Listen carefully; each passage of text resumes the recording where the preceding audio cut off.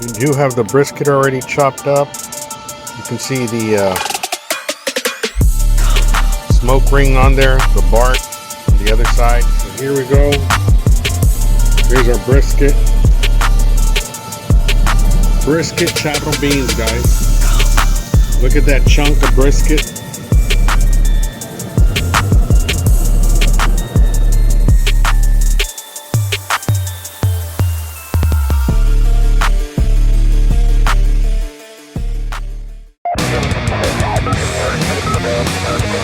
Spotted the creature by the Bluff Creek Six Rivers National Forest area. An extraordinary transmedium crab.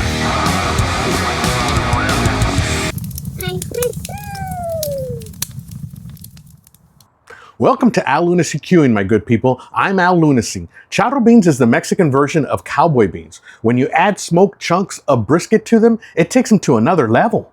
But there's a problem when you do this. When you add smoked brisket to bean stew, it washes away a lot of that smoke flavor. How do you get around that? Well, you smoke every ingredient, even the water. So with that idea, let's get to it. To make these brisket cowboy beans, I optioned to buy a trimmed brisket point just short of 4 pounds, although it does contain some parts of the flat, as we'll soon find out. I am just going to use half, so my idea was just to cut this straight down the middle, but that was before I found out that the butcher totally butchered this thing. So I'm going to cut this into brisket chunks instead and use 1/2 for this cook and save the other half for a future cook. This will allow me to use some parts of the lean meat and moist meat in this cook as well as the next one. Okay, so we have pieces we decided to stay with. We have 2 parts flat, 3 parts point, and that's what we're gonna go with.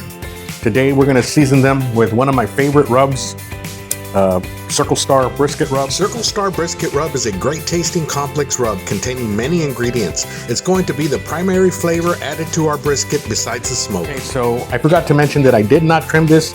This came pre-trimmed, and purposely I left the fat that was still left on by the butcher on because I do want some of that fatty flavor in our brisket when we add them to our beans. Now the advantage of cutting these into brisket chunks is more surface area for bark to develop, more smoke flavor in every bite, and the biggest advantage is that they'll cook much faster. I left them to dry brine overnight, and the next morning we are in the high 30s, which is extremely cold for South Texas. And as most of you guys and gals know, I rock my pellet cooks with Bear Mountain Barbecue wood pellets, and today we are going with the bold blend. This is going to give our brisket beans a rich smoky flavor from the hickory and mesquite hardwoods used in the pellets. We set the camshaft to 270 degrees to start with and the smoke level to 10, and our smoker is ready to go. This will be a first. I am using Chief Firewood post oak wood chunks in the smoke box of my pellet grill. What makes this wood different is that it is seasoned wood, which retains more moisture and natural sugars in the wood compared to kiln dried wood. Chief Firewood also provides wood to many of the top barbecue joints in the state of Texas. I got my pieces of brisket situated on the smoker. Now I'll add the first piece of post oak wood chunk to the smoker box. If you don't have a smoke box in your pellet grill, they are these smoke boxes they sell that you can fill with wood chunks and place by your pellet grill fire pot. They come in different sizes, and I'll have the link for them down below, along with other links of products used in the video. Post oak is doing its job. Check the smoke box real quick. Ooh, look at that. Ooh, it's going good. About an hour and 25 minutes.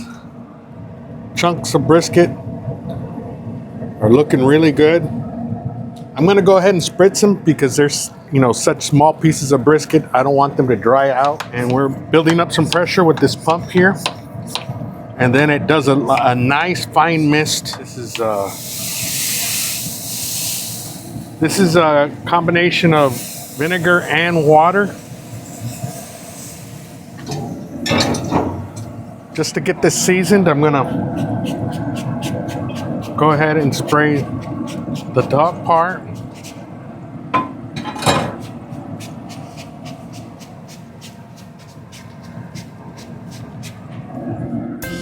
What I noticed was that these seasoned wood chunks would last about an hour, which is much longer than the regular kiln dried wood chunks last, which was cool for me because it was still cold outside and I didn't have to refill as frequently. We got 3 hours in.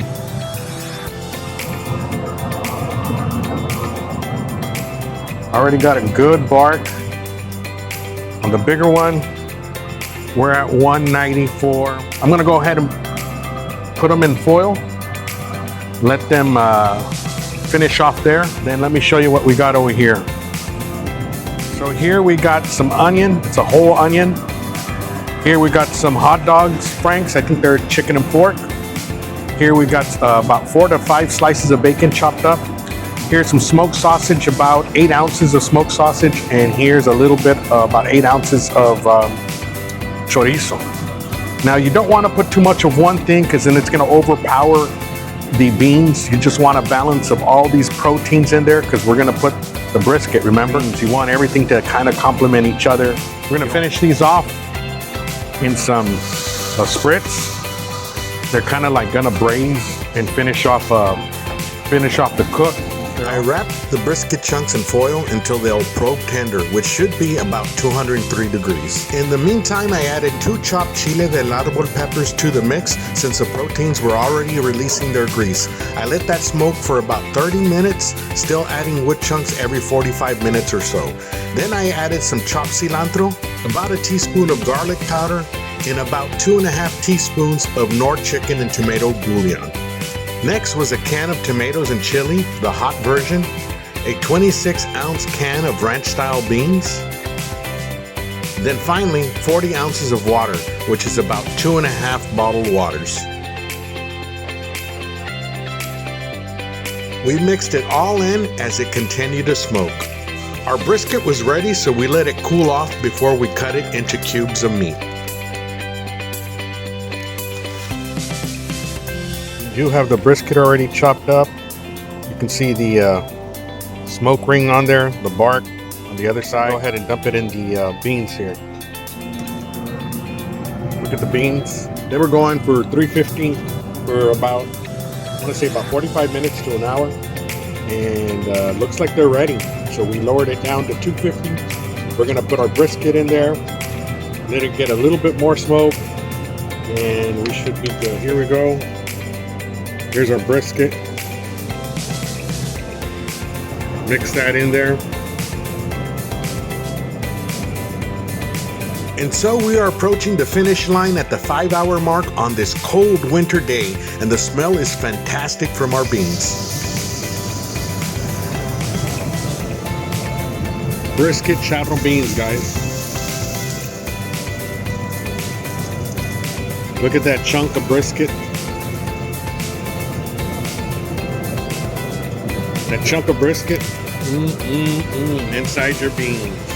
And so the beans were finally done. This was a practice run for possible future pop-ups. This was way more than enough to feed my family, so what was left over I announced on social media for sale. Serving in these disposable cups and plastic spoons made it easier for this, and this recipe made about 18 servings.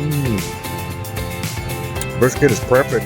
This was easily the best cowboy beans I have made. I was really surprised that the smoke flavor on these beans was offset quality of smoke.